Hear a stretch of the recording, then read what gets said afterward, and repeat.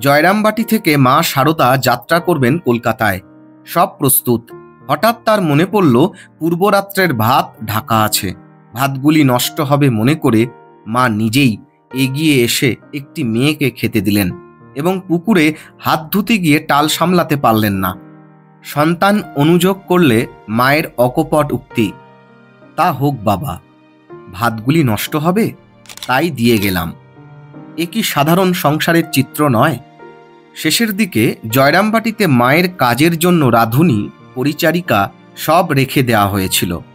কোনোদিন রাঁধুনির আসার বিলম্ব দেখলে মা নিজেই রান্না চাপিয়ে দিতেন।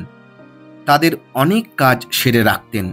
শ্রীমতী কুসুম কুমারী দেবীর স্মৃতিচারণে পাই, একদিন ভোরবেলায় পুকুরে বাসন ভিজিয়ে রেখে পরে মাজতে গিয়ে দেখি তা আর সেখানে নেই।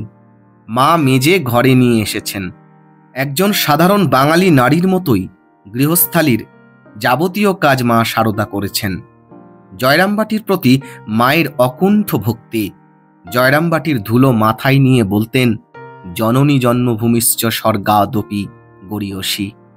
জয়রামবাটিতে জন্মলগ্ন থেকেই শারদা মাতৃরূপে আবির্ভূতা এবং যতদিন স্থূল দেহে ছিলেন ততদিনই তিনি ছিলেন মা, সবারই মা, সতেরো মা, অসতেরো মা। জয়রামবাটিতে মা তার অসংখ্য ভক্ত সন্তানদের যেভাবে দু হাতে কৃপা বিতরণ করেছেন তা বিশ্বের ধর্ম ইতিহাসে অপূর্ব দৃষ্ট। তাই জয়রামবাটি শুধু মা শারদার জন্মস্থানই নয়, এখানের প্রতিটি ধূলিকণা তাঁর অনুপম লীলাবিলাসের নীরব দ্রষ্টা। এই পুণ্যভূমি আধুনিক বিশ্বের নবতম শক্তিপীঠের ধারক ও বাহক।